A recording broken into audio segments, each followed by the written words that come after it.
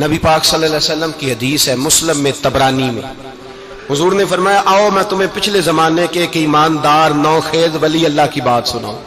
پچھلے زمانے حضور نے فرمایا پچھلے زمانے میں ایک بادشاہ جادو کے زور پہ حکومت کرتا تھا۔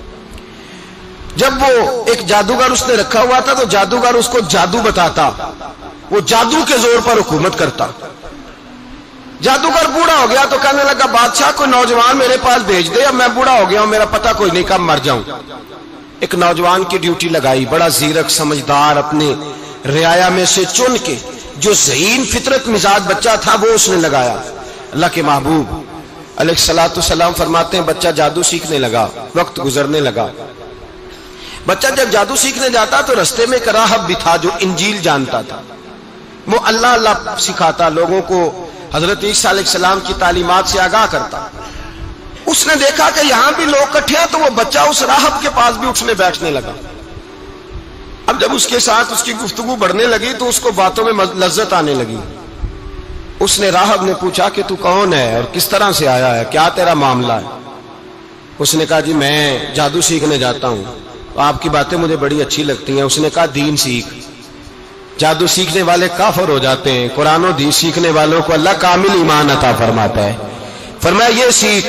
بچہ بیٹھنے لگا، اس کے پاس آنے لگا، باتیں دل میں گھر کرنے لگی۔ ایک وقت آیا کہ مسلمان ہو گیا، اور مسلمان کیسے ہوا؟ بچہ کہتا میں تجربہ کر کے ہوا۔ اب میں تھوڑا سا وقت جادوگر کے پاس بھی جاتا اور باقی سارا وقت وہاں بیٹھتا۔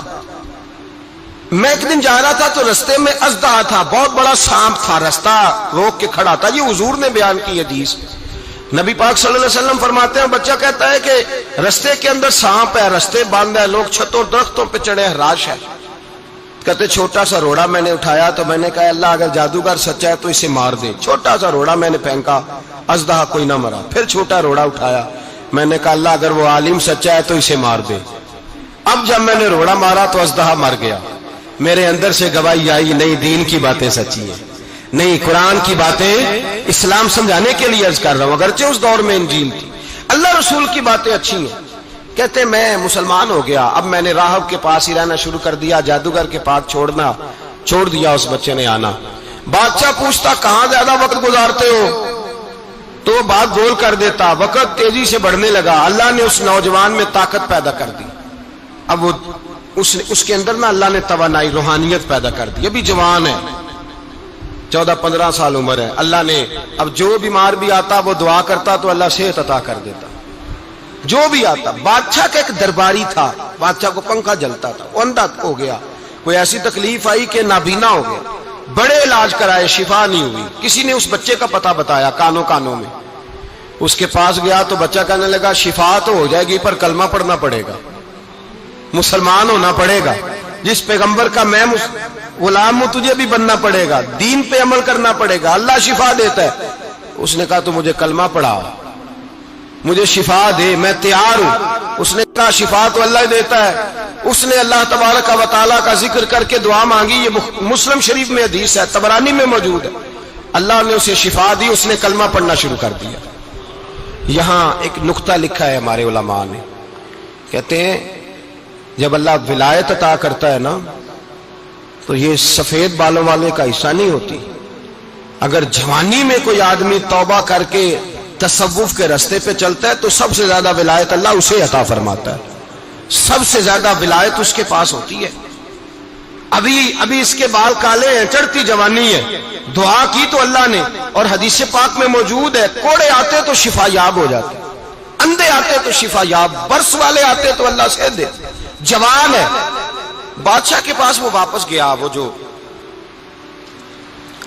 آدمی جس کی آنکھیں ٹھیک ہوئی تھی۔ بادشاہ نے پوچھا کہ کیسے شفا ملی؟ تو کہنے لگا میرے رب نے شفا دی ہے۔ بادشاہ سجدے کراتا تھا، اپنے آپ کو منواتا تھا معاذ اللہ، کہنے لگا میرے علاوہ کون رب ہے؟ اس نے کہا وہی رب ہے جس نے تجھے پیدا کیا ہے، اور وہی رب ہے جس نے مجھے اندھے کو آنکھیں دی ہیں، وہی ہے میرا مالک۔ کہا اچھا تو مجھے نہیں مانتا؟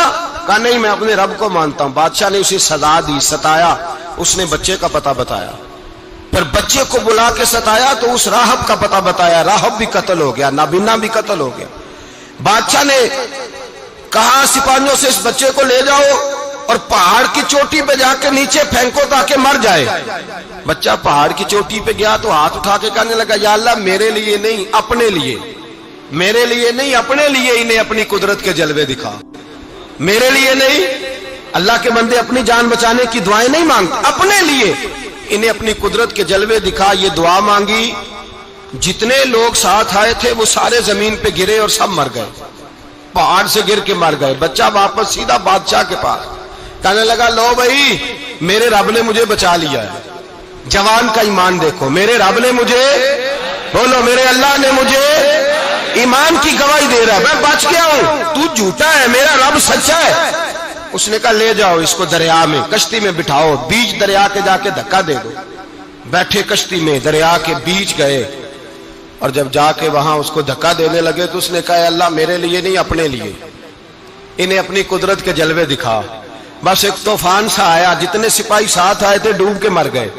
وہ بچہ اٹھا اور سیدھا پھر بادشاہ کے پاس، اسی کے پاس کہنے لگا لو بھائی میرے رب نے مجھے بچا لیا ہے، تیرے پاس آیا ہوں۔ وہ کہنے لگا تو کیا مصیبت میرے گلے پڑ گئی ہے، کیسے جان چھوٹے گی؟ تو بچہ کہنے لگا اگر تو مجھے باندھے درخت کے ساتھ اور سارے ملک کو بلائے، لوگوں کو اکٹھا کرے، پھر تو مجھے تیر مارنا، میں تجھے بتاؤں گا کیسے مارنا ہے، میں مر جاؤں گا۔ اللہ کا بندہ نوجوان ایمان دیکھو، مرنے کے طریقے بتا رہا ہے، میں تجھے بتاؤں گا میں کیسے مروں گا۔ یہ بات کہی، بادشاہ نے سارا مجمع جمع کیا، ملک سارا باہر آ گیا، درخت کے ساتھ باندھ دیا۔ کہنے لگا بھائی لوگوں یہ مجھے مارنا چاہتا تھا، مار نہیں سکا، اب میں اسے بتانے لگا ہوں کہ میں کیسے مروں گا۔ اسے کہو جب تیر مارے تو ساتھ میرے رب کا نام بھی لے، میں اپنے رب کے نام پہ جان دوں گا، ایمان کی پختگی میں اللہ کے نام پر جان دوں گا۔ اسے کہو رب کے نام پہ مارے، مر جاؤں گا۔ بادشاہ نے اللہ کہہ کے تیر مارا، پیشانی میں لگا، بچے کی روح پرواز کر گئی، جتنا مجمع کھڑا تھا سارا کلمہ پڑھ کے مسلمان ہو گئے، سارے مسلمان ہو گئے سارے۔ میرے رسول پاک سید عالم صلی اللہ علیہ وسلم نے نوجوانوں کو بتایا جب تمہارے اندر ایمان کی قوت آئے گی تو اللہ تمہاری مدد کرے۔ فرمایا وہ نوخیز ولی تھا، ابھی جوان رانا تھا، ابھی اس کی پیشانی پر جوانی کے آثار تھے، لیکن اس نے اللہ کو راضی کیا، رب کریم کو راضی۔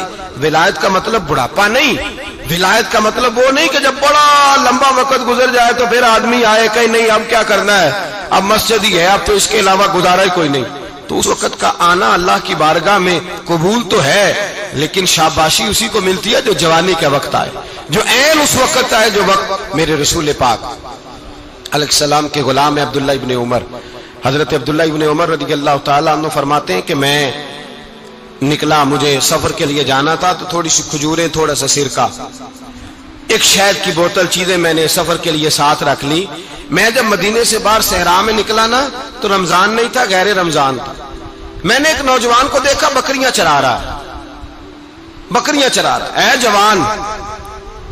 آپ فرماتے ہیں اس کا چہرہ بڑا نورانیت والا، گرد پڑی ہوئی پر بڑا حسین۔ فرماتے ہیں میں نے اس کو کہا کہ آ جاؤ کھانا کھا لو، روزے بھی نہیں تھے۔ کہنے لگا نہیں میں نے روزہ رکھا ہوا ہے۔ فرماتے ہیں میں نے کہا پتہ کروں کہ نیرا نیک ہی ہے کہ پرہیزگار بھی ہے۔ نیک وہ ہوتا ہے جو نماز پڑھے روزہ رکھے، پرہیزگار وہ ہوتا ہے جو گناہ سے بچے، وہ پرہیزگار ہوتا ہے۔ کہا پتہ کروں پرہیزگار بھی ہے کہ نہیں؟ کہتے میں قریب گیا تو میں نے جا کے اس کو کہا بھائی تیری بکریاں بڑی پیاری ہیں، میرا دل کرتا ہے ایک بکری مجھے دے دو۔ کہتے وہ جوان، غربت بھی، پریشانی بھی، پر دامان توکل کی یہ خوبی ہے کہ اس پر پابند لگے ہوتے ہیں، دھبے نہیں ہوتے، غربت ہے۔ کہا جناب ایک بکری دے دو۔ آنے لگا جناب بکریاں میری نہیں، بکریوں کا مالک کوئی اور ہے۔ کہتے میں نے آزمانے کے لیے کہا کہ بکریوں کے مالک کو کہنا ایک بکری بھیڑیا لے گیا ہے، کہہ دینا بھیڑیا لے گیا ہے۔ تو کہتے اس نے میری طرف دیکھا، گرد سے اس کے بال اٹے ہوئے، آنکھوں میں روشنی، چہرے پہ اطمینان، لب و لہجے میں ایمان کی طاقت، نوجوان۔ کہنے لگا حضور بکریوں کے مالک کو تو کہہ دوں گا بھیڑیا لے گیا ہے، جب عرش کا مالک پوچھے گا تو کیا جواب دوں گا، اللہ کو کیا جواب دوں گا؟ کہتے ہیں میں کانپنے لگا، اس کی بات سن کے واپس آیا، جو کام نکلا تھا وہ چھوڑا، واپس لوٹ آیا۔ میں نے پتا کیا کس کا غلام ہے، پتا چلا فلاں آدمی کا ہے۔ کہتے میں نے پہلے غلام خریدا، پھر پتا کیا تیرے پاس بکریاں کتنی ہیں؟ اس نے کہا 400۔ کہتے میں نے مالک سے ساری بکریاں خریدی، پھر غلام کو بلایا، پھر وہ بکریاں تحفے میں دی، تحفے میں کہنے لگا حضور یہ سارا کچھ مجھے کیسے ملا؟ میں نے کہا تیرا ایمان بڑا پختہ تھا تو میرے رب نے تجھے انعام عطا فرمایا۔